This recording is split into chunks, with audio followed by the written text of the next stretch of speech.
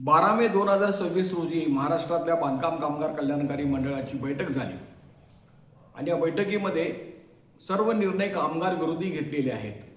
कामगार विरोधीच नाही तर बांधकाम कामगारांच्यासाठी जे प्रस्तावित कायदे आहेत, सामाजिक सुरक्षा संहिता, त्यातल्या योजना सुद्धा उलट्या फिरवलेल्या आहेत आणि हे अतिशय चीड आणणारा प्रकार आहे. तो सगळ्यांनी समजून घेणं गरजेचं आहे. जणू काय हे या मंडळामध्ये असलेले कामगार मंत्री, सचिव यांना वाटतं की महाराष्ट्रातले बांधकाम कामगार युनियनवाले सगळे मूर्ख आहेत आणि तेच तेवढे शाणे आहेत आणि जसं मांजर डोळं झाकून दूध पितं अशातला हा प्रकार आहे. त्यांनी घेतलेले निर्णय जर तुम्ही ते वेबसाईटवर बघितलं, 65 नंबरची मीटिंग आहे आणि ती 12 मे रोजी झालेली आहे. पहिल्या पानावर त्यांनी विषय घेतलेला आहे की त्या 2020 साली जे सामाजिक सुरक्षा श्रम संहिता प्रस्ताव भारत सरकारने मांडलेला आहे त्याचे योजना त्यांनी दिलेल्या आहेत. बांधकाम कामगार विषयक जो आचारसंहिता, सामाजिक सुरक्षा संहिता जी आहे ती आता भारत सरकारने सगळ्या देशाला लागू केलेली आहे. त्यांचे नियम सुद्धा लागू केलेले आहेत. हे कंकरन लिस्टमध्ये येत असल्यामुळे महाराष्ट्र सरकार जोपर्यंत त्याचे नियम करत नाही तोपर्यंत तो कायदा अंमलात येऊ शकत नाही. त्याच्याबद्दल सूचना मसुद्याच्या नियम करण्याच्या महाराष्ट्र सरकारने जाहीर केलेल्या आहेत. त्याच्यावरच्या हरकती आलेल्या आहेत, परंतु निर्णय अजून महाराष्ट्र सरकारने घेतलेला नाही. हा निर्णय झालेला नसताना त्या श्रम संहितेबद्दल त्याच्या विरोधी निर्णय करणं हा त्या कायद्याचा तर अपमान आहेच, त्या मोदी सरकारचा सुद्धा अपमान आहे आणि जनतेचा अपमान आहे. त्यांनी काय केले पहा की येणाऱ्या सामाजिक सुरक्षा संहितेमध्ये बांधकाम कामगार विषयक जर कामगाराचा मृत्यू झाला तर त्याला, नैसर्गिक मृत्यू झाला तर त्याला 3.5 लाख रुपये देण्याची तरतूद आहे. अपघाती मृत्यू झाला तर त्याला 6.5 लाख रुपये देण्याची तरतूद आहे. अपघाती मृत्यू झाला तर 1 दिवस जरी त्याची नोंदणी असली तरी त्याला ते मिळणं. पूर्वी नैसर्गिक मृत्यू झाला आणि फक्त नोंदणी असेल तरी त्याला ती रक्कम मिळत होती. आता त्यांचं म्हणणं असं की तुमचा जर नैसर्गिक मृत्यू झाला तर तुमची 2 वर्ष पूर्ण झालेली असली पाहिजेत नोंदणी होऊन आणि 3रं वर्ष लागलेलं असलं पाहिजे तरच तुम्हाला मिळणार, नाहीतर मिळणार नाही. हा अपमान आहे. तुम्ही नैसर्गिक मृत्यू आणि अपघाती मृत्यूमध्ये कशासाठी फरक करताय? एका मृत्यूसाठी तुम्ही 1 दिवस असलं तरी चालतं नोंदणी आणि दुसऱ्यासाठी 2 वर्ष लावताय आणि हे या सामाजिक सुरक्षा संहितेच्या विरुद्ध आहे. त्याच्यासाठी मी म्हणतोय की हे कामगार मंत्र्यांनी, अध्यक्ष जे आहेत त्यांनी बांधकाम कामगारांचा अपमान केलेला आहे. इतकंच नव्हे तर मृत्यू पावणाऱ्या कामगारांचा सुद्धा अपमान केलेला आहे, त्यांच्या कुटुंबियांचा अपमान केलेला आहे आणि बाकीच्या सगळ्या योजना बंद केल्या. ही योजना सुद्धा बंदच आहे नवीन यांनी जे केलेलं आहे ते. परंतु त्या मीटिंगमध्ये की ज्या मीटिंगमध्ये कामगार संघटनांचे प्रतिनिधी नाहीत, यांची आरेरावी आहे, त्या मीटिंगमध्ये त्यांनी असा ठराव केलेला आहे की सुरक्षा किट, भांडी हे जे आहेत डबे हे परत पुढे चालू करण्यासाठी भारत सरकारने त्यांना सहमती द्यावी, परवानगी द्यावी, याची मात्र त्यांनी मागणी केलेली आहे. म्हणजे भारत सरकार या सामाजिक सुरक्षा संहितेखाली ज्याला मान्यता देत नाही, ज्याला भारत सरकारची परवानगी असली तरच करायचं आहे, हे मात्र ते चालू ठेवतात की ज्याला मंजुरी मिळालेली नाही. आणि जे भारत सरकारने मंजूर केलेलं आहे त्या योजना बंद करून टाकल्या. त्यांनी विवाहासाठी 51,000 आहे ते बंद केलं. 30,000 रुपये मुलीच्या विवाहासाठी 51,000 होतं ते बंद केलं. स्वतःच्या लग्नासाठी होतं ते 30,000 बंद केलं. सध्या त्यांनी घरांच्यासाठीची 2 लाख रुपये आर्थिक निधी होता तो बंद केला. ती योजना मात्र आता नवीन योजनेमध्ये आहे. मग ते कसं काय बंद करता तुम्ही? त्याला ती गृहीत धरायची त्यांना आवश्यकता वाटत नाही. आणि 8वी पर्यंत शिक्षण आहे त्याची योजना बंद केलेली आहे. खरं म्हणजे शैक्षणिक सुविधा जवळजवळ बंद केल्याचाच प्रकार आहे. त्यांना असंच करायचं आहे, कामगारांना काही द्यायचं नाही, फक्त भांडी घ्या आणि गप्प बसा. ती होलसेलदारांना 3,000ला मिळतात, त्यांना कंत्राटदारांना 9,000 देतात, त्याने आणणं जाणं ऑनलाईन सिस्टीम ह्याच्यासाठी आणि 3,000 देतात. म्हणजे एका भांड्याच्या सेटला 12,000 देतात. आणि याला मात्र त्यांनी रद्द केलेलं नाही, त्याला मात्र मुदतवाढ. रक्त काढून घेतात, 3,900 रुपये देतात, रिपोर्ट देत नाही, त्याला मुदतवाढ पाहिजे. आणि शैक्षणिक योजना बंद. आता ज्या योजना 13 जुलैला त्यांनी सुरू राहणार म्हणून सांगितलेल्या आहेत त्याही बंदच केलेत ना. त्या GR मध्ये 13 जुलैचे असं नमूद केलेलं आहे की आम्हाला ह्या वेबसाईटमध्ये त्यानुसार दुरुस्ती करायची आणि दुरुस्ती केल्याशिवाय आम्ही हे चालू शकत नाही. म्हणून सध्या नवीन अर्ज दाखल करणे आणि नूतनीकरण करण्याचा अर्ज करणे याच्या पलीकडे सगळं बंद आहे. चुकून कुठेतरी एखाद्या हजारातला अर्ज घ्यायचा, दर्या में खसखस मंजूर आहे म्हणून निरोप मेसेज द्यायचा आणि बाकीचे 99% अर्ज नामंजूर करायचं, हे चालू आहे. एवढंच नाही तर हे व्हेरिफिकेशन करण्यासाठी सुद्धा डिसेंबरच्या तारखा देतात, नवीनसाठी आणि नूतनीकरणासाठी. त्यांना शरम वाटली पाहिजे. सरळ सरळ महाराष्ट्र सरकारच्या कायदा धाब्यावर बसवतात निर्लज्जपणे, कशाचीही पर्वा न करता. तुम्ही कायदा करताय, महाराष्ट्र सरकारने कायदा केलेला आहे की आमचे अर्ज तुम्ही 3 महिन्यात मंजूर करणार आणि याच राज्याचे कामगार मंत्री बसून त्या कायद्याचंच उल्लंघन तुम्ही करता, त्याच्या पुढच्या तारखा देता. हे सुरू आहे आणि हे जे आहे ते त्याला करता येणं शक्य आहे, परंतु त्यांना जाणीवपूर्वक करायचं नाही. सरासरी वर्षाला 120 कोटी रुपये देतात ऑनलाईन तुमचे अर्ज बघायला आणि तपासायला. आणि हे 120 कोटी खाऊन ती इन्फोटेक कंपनी, इंटरनॅशनल कंपनी जी आहे ती कुणाकुणाला काय काय चारा देते माहिती नाही, पण ती काम करत नाही आणि गप्प असतात. 120 कोटी देऊन त्यांनी 32 लाख अर्ज पेंडिंग ठेवलेले आहेत. त्यांना स्कीम म्हणे हे इन्व्हॉल्व करता येत नाही. अरे यांना कशानं मारावा हा प्रश्न आहे. तुम्ही एवढं पैसे घेताय आणि इतकं आता जग पुढे गेलेलं आहे, AI मार्फत उत्तर मिळतात आणि तुम्हाला सिस्टीम दुरुस्त करता येत नाही. 13 जुलैपासून आज किती तारीख आहे बघा, महिना होऊन गेला तरी त्यांना ती सिस्टीम दुरुस्त केली नाही आणि ते करणारच नाहीत.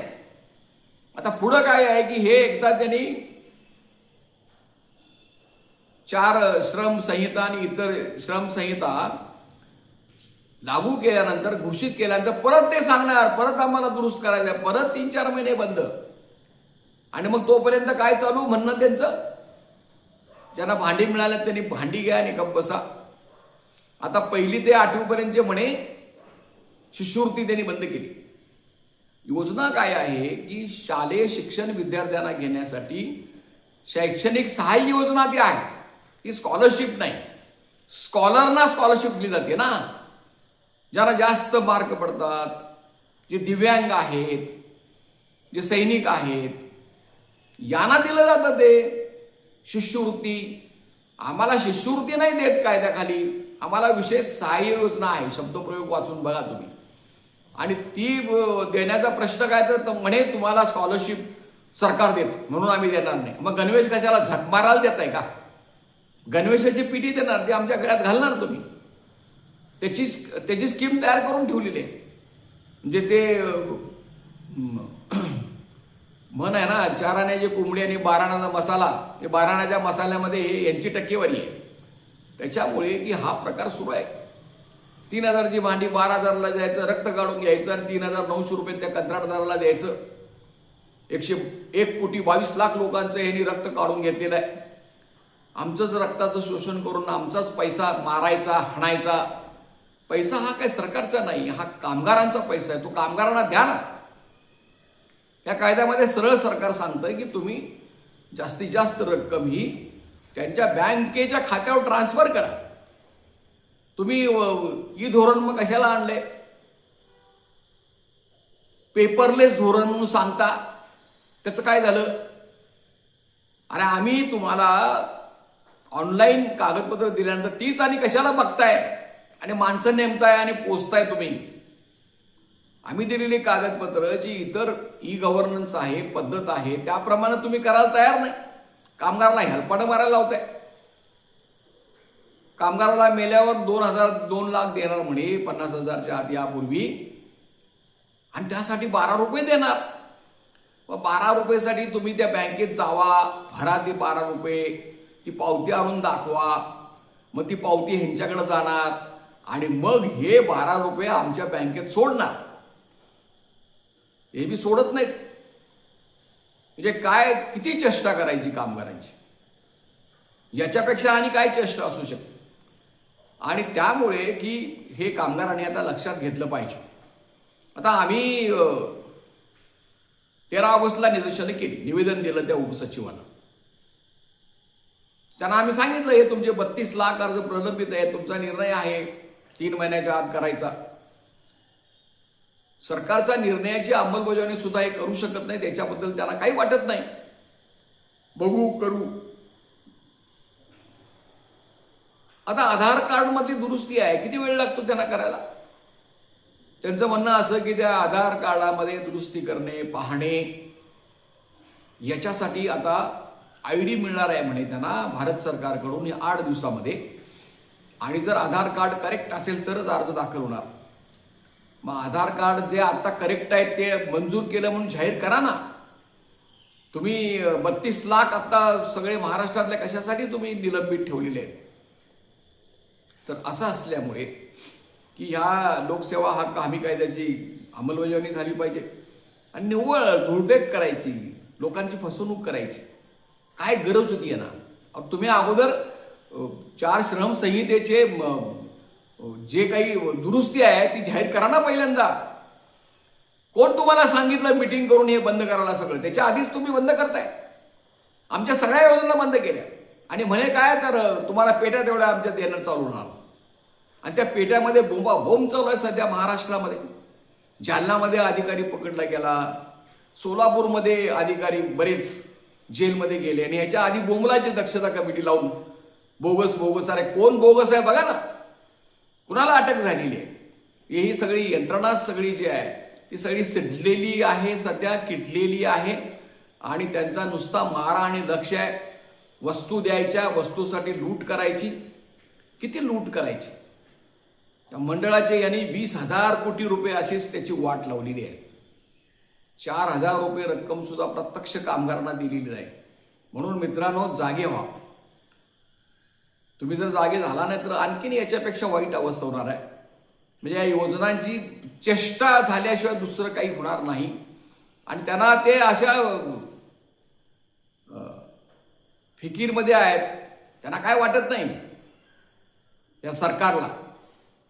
ते खुश आहेत, हे आम्ही पीटी दिलेली आहे, आता आम्हाला मत देणार लोक.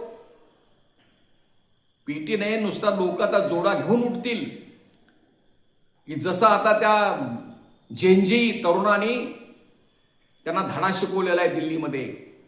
सगळ्या शिक्षण संस्थेची वाट लावली, सगळे पेपर लीक झाले, सरकार त्याच्यावर बोलायला तयार नाही. परंतु हे सगळं ज्या वेळेला युवकाने आपलं डोकं धरलं पोलिसांच्या समोर आणि त्या पोलिसांनी निगूनपणे पेनेट गन मारल्या, ज्या काठ्यामध्ये मुळे घुसवलेले आहेत ते त्यांच्या डोक्यावर आणले, अनेक जण जखमी झाले, 20 पेक्षा जास्त विद्यार्थ्यांनी आत्महत्या केलेली आहे, इतर 2 त्या ठिकाणी मारले गेले. आणि असं असून सुद्धा त्या तरुणांनी आपल्याला एक हिंमत दिलेली आहे. या देशामध्ये विरोधी बोलणारे जे असतील त्यांना बोलण्याचा अधिकार आहे. आणि त्यामुळे की हे जे बांधकाम कामगारांचं सध्या अपमान चालू आहे, लूट चालू आहे, फसवणूक चालू आहे, त्याच्या विरोधी जर आपण एकत्र झालो नाही तर आपल्याला कोणी माफ करणार नाही. म्हणून 8 सप्टेंबरला पुण्यामध्ये राज्यव्यापी मेळावा घेण्यात येईल. 8 सप्टेंबर तारीख नक्की झालेली आहे. जागा 2 दिवसामध्ये नक्की होईल, आपल्याला कळवण्यात येईल. तर तुम्ही हे करणं गरजेचं आहे. याच्यानंतर सुद्धा अनेक प्रकरणामध्ये हायकोर्टमध्ये केसेस दाखल करावी लागणार आहेत. गरज लागली तर सुप्रीम कोर्टात सुद्धा जावं लागणार आहे. आता सध्या सुद्धा आमच्याकडून 4 पेक्षा जास्त केसेस चालू आहेत. तर हे लक्षात घ्या. नेहमी तुम्हाला शक्य असेल तेवढे तुम्ही आर्थिक मदतसुद्धा करा. अन्यथा ही चळवळी टिकणार नाही आणि कामगारांच्या योजनाही टिकणार नाहीत. हे फक्त वस्तू देऊन दलाली काढण्याच्या पलीकडे काय राहणार नाही. त्यामुळे तुम्ही हे जे यूट्यूब चॅनल आहे ते तुम्ही मोफत आहे, विनामूल्य आहे. कामगारांच्यासाठी हे सबस्क्राईब करा, लाईक करा, फॉरवर्ड करा. मी शंकर पुजारी, माझा मोबाईल क्रमांक आहे 9960499366. जरूर काही प्रश्न असल्यास संपर्क करा. एवढी विनंती करून मी आजचं विवेचन पूर्ण करीत आहे. धन्यवाद. लाल सलाम. जय भीम.